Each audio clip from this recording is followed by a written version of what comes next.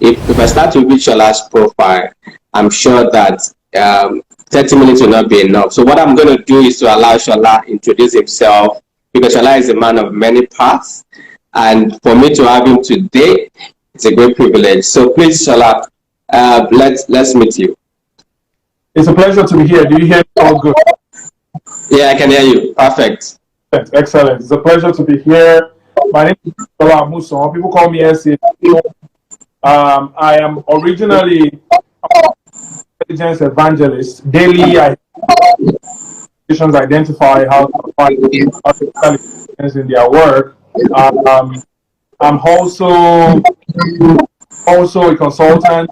I think that we need to come talk about entrepreneurship, because now look at what happened to Flutterwave, Paystack.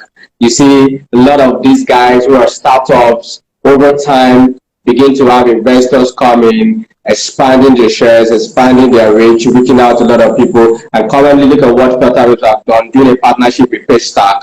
Now, many people, because of the fact that I'm privileged to mentor or consult for organizations, many of them are beginning to look at idea to commercialization. Many of them are looking at, why can't I start something and I grow it in another 5 years? And the question is this going to be visible? Is it going to be achievable? Is it what people need in a market share? Because I'm still coming back to predictions. I know that you're very good in that, and I'm still coming back to talk about what happened in another 5-10 years.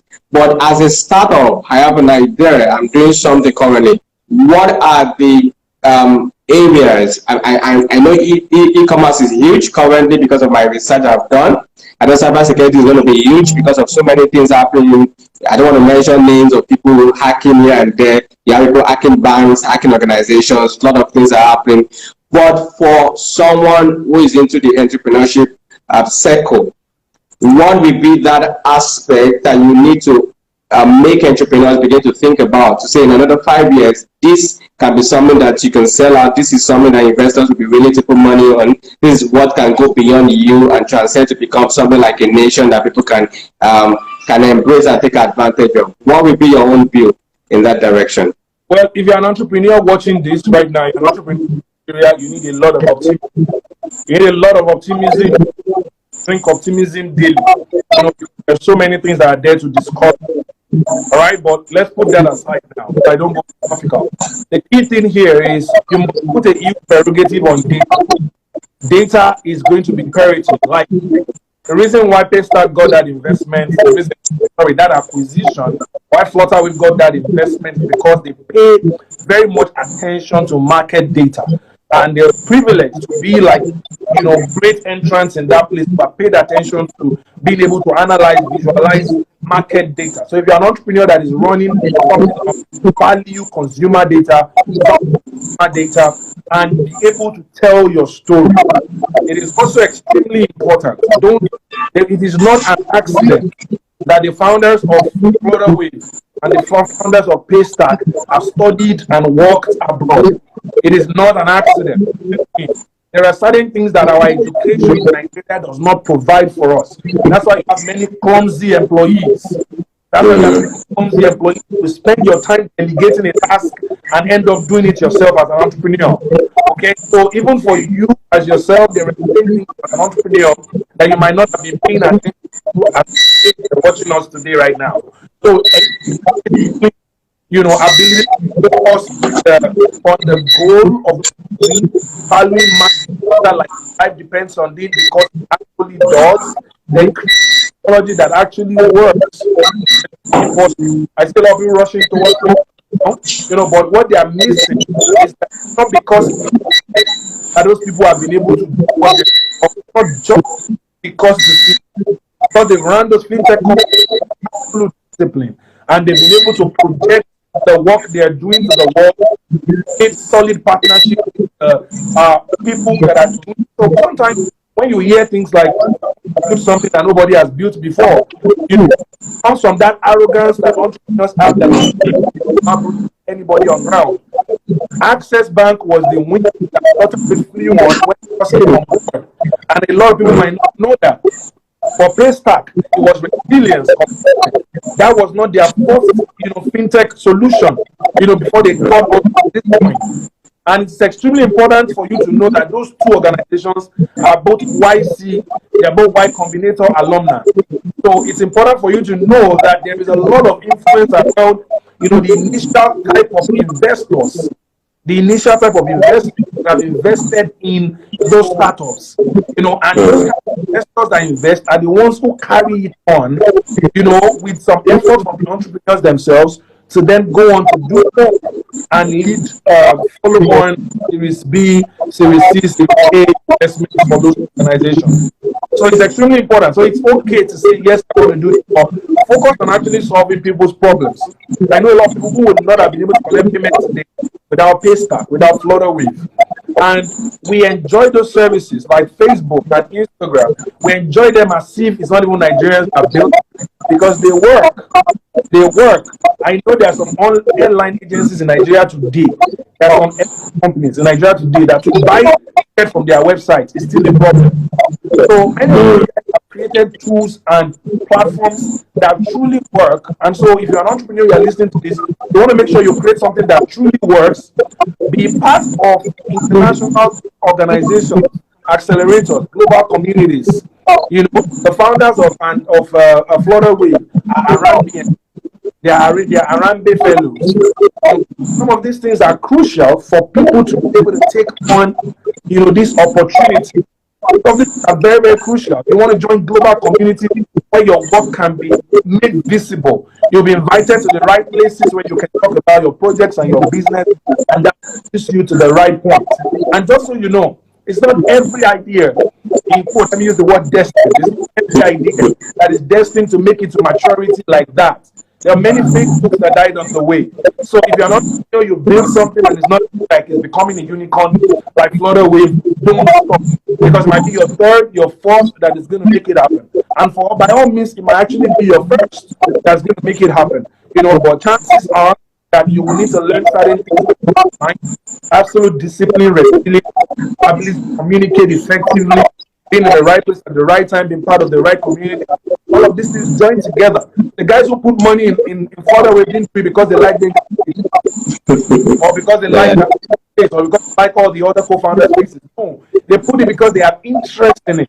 They know that this company's bottom line is going to help them ultimately. So become profitable by all means. By all means, make sure your numbers are there. Acquire your users. Understand economics. Travel, my friend. Travel like your life depends on it. Attend conferences, pitch at global platforms, and take all of this along. Sort of humility along the line. That you can build an organization that is ultimately bigger than you. Many of us don't know, and many of people who are looking at hiring investors don't know the other things that people invest in as well. The loss of control, that entrepreneurs love so much. You need to sit back, to take a back seat on your own company just because of the glory that you want to see expanding, in that particular organization. So I doubt if it's something we can cover in such a short time, but I feel those who are here would have heard more than some of the things that I've even said. E-commerce, those in the health line, so those in the IT world, what are the predictions? What is likely to happen in another 5 to 10 years based on your research? Basically, if I want to talk about I'm still going to talk about quite a number of things around our programs, the 2021 immersion program. But one of the things you need to know about the next 5 to 10 years, particularly in the 2020s, you would see that a lot of technologies are going to begin to merge together. You're not going to be able to tell the fine lines between things like data, AI, cybersecurity, and all of that, because employers will continue to expect that rather than people specializing in these fields, that they have multiple knowledge across board. That's what we're realizing. So there's a lot of transformation going on right now where if you're working in you are learning cybersecurity for the cloud, AI for the cloud, data for the cloud, augmented reality in the cloud. So cloud technologies is like the mother of all of what is going on right now around the world. And there will continue to be huge acquisitions across board. Organizations in the West will be looking for inroads to Africa significantly. So you will hear about more unicorns coming out of Africa. You will hear about more, You're going to hear about more organizations that are receiving investment. People will continue to raise money because a lot of organizations in the West are beginning to understand the African market a little more. That is not so much of an advantage for people who are inherent in the ideology of taking over Africa from the hands of the colonial masters. But unfortunately, I mean, people won't say no to money when investment comes. So many of these organizations have seen that MasterCard and Stripe have put that much money, 200 million, in acquiring for Paystack, and now they've seen what has happened that has made Flutterwave to become a unicorn. So within the tech space, you're going to see a lot more acquisitions and investments like that. You're also going to see just what happened to India. If you want to study and understand where Nigeria will be in the next 10 years, go and look at where India was or where India is today. If you want to know whatever we're doing today, India was there 10 years ago, because India has a similar demography, in terms of population. Even though they're larger, they're much larger, but there's a lot of similarities in what the social strata that exists in that country looks like. So being a very aspirational country, you will see many organizations paying attention more to human capital development in the technology space, and you will see a lot of young people responding to that. They will respond to digital currencies, they will respond to digital finance. That's why you see that the explosion in cryptocurrency. When it gets to it, university graduates will now begin to sit down to understand how cryptocurrencies actually work. So it won't just be an exclusive preserve of a few Yahoo boys. Do you understand? You will need to understand how that applies. The same way, you have a floor, trading houses. You will get to that point. Forget about what the band looks like right now. You will get to that point where you have trading houses. They might not be physical trading houses with 500 people, but there will be trading. There will be cryptocurrency trading, cryptocurrency research syndicates who put themselves together to understand how to crack this world of digital finance. And in the same way, you will see more companies depending on Nigeria, like they did to India 10 years ago, depending on customer service. So you're going to see a bigger attention coming to people learning how to speak like Americans, like British people. You're going to see a lot of that coming. More people are going to be learning a lot of how to twist their tongue, because customer service centers will emerge, many more in over the next 5-10 years. Already in Victoria Island, there are companies that are hiring close to 1,000 people right now on technology, core technology, customer service for core engineering. Right, so you will continue to see most of that. Also, employers of labor across different countries of the world, like Airbnb and Uber and Lyft and other organizations like that don't have physical offices in Nigeria, but that have people using their services from Nigeria, like Netflix will consider offices, and they will start as sales and marketing locations, and then evolve into engineering locations. Engineering locations that are local as well. So, and then also within the next 5 to 10 years, particularly depending on the outcome of the 2024 election, there's going to be another stream of returnees who feel that they have explored the opportunities in America and Europe, who want to come back. And that's why you should attach your destiny to anybody's movement, because they have done their own journey. They studied at MIT and Yale. They will come and experiment their own 10 years in Nigeria. If it works for them, if it doesn't work, they will move back. That is the human spirit. We are nomadic in nature. People left in 98, some left in 1990, some left in the year 2000, some left in 2010, some will live in 20. And it's not everybody who has left that is going there to go and suffer. A lot of people plan and scope their lives are moving into larger opportunities that is life changing. And because of village people, they won't go on social media, come and post houses now own, or how many cars, or how they're changing other people's life, or how many scholarships they're paying for, or how many people they're feeding, or how much they're contributing to their alma mater. They won't say on television or on Instagram, right? So as we look into the future, technology skills will become an imperative. Every single person, if you're in agriculture, you will need to know how technology empowers your work. If you are in finance, you will need to know how technology affects finance. If you are in education, you will need to understand technology-enabled education. You will need to understand all of that. And those who will really thrive will be people who understand finance at every level, whether it's digital finance or fiat currencies or actual stock market investment, real estate investment. There are people who understand the future of finances are people that will continue to thrive. Okay, so whatever field you find yourself, if you do not evolve and add technology skills to yourself, you would suddenly find out that you will not be preferred in your place of work anymore. So if you're in mid-career or you are even in early career, you want to add up several skills to yourself. Using Excel is an imperative. I don't even talk about those things anymore. Be able to use Google Docs, use Gmail like a pro, like you use Gmail like a pro. Being able to understand how to use Slack, how to use Trello, how to use all of these collaboration tools as somebody who is just moving into the workforce is extremely important. And if you're in the workforce already and your work does not demand it today, it will demand it tomorrow. So make sure you sit down and think about how you're going to be able to do all those things. Don't say we don't use Trello in our office now. Be the one to initiate, because that's where the organization is going to. And there'll be several boards like Monday and other tools that will come up online in the future that will continue to have the underlying or fulfill the underlying desire of people to collaborate and work collaboratively, regardless of what names they are called. Learn them and become a pro at using them. Where do you see Nigeria in another 5 years in terms of where do you see our country, Nigeria, in another 5 years when it comes to technology? For instance, many countries are thinking of water car, solar car, electrical car. We are still fighting with oil. We are still trying to talk about bandits, So if you look at Nigeria critically as a third expert, based on what you've seen in other countries and what is happening currently in Nigeria, where do you think Nigeria will be from education to finance to real estate? Because you see a lot of people now, a lot of graduates who've not been in school. I said a lot of undergraduates who've not been in school for over 12 months, thereabout. Now you see every one of them becoming sales rep in real estate companies. It's like everywhere in Nigeria, in Lagos, for instance, now it's real estate, selling land and all of that. And then I'm wondering, what will be the picture of this country in another 5 years? If you're going to look at it carefully, looking at it from the technology angle of it, the defense sector, what will you say will happen in another 5 years? Yeah, first let me start with the fact that if there's no complete anarchy, if we don't get to a state of complete anarchy, if we are lucky, look, the fact that Nigeria is today is a daily miracle.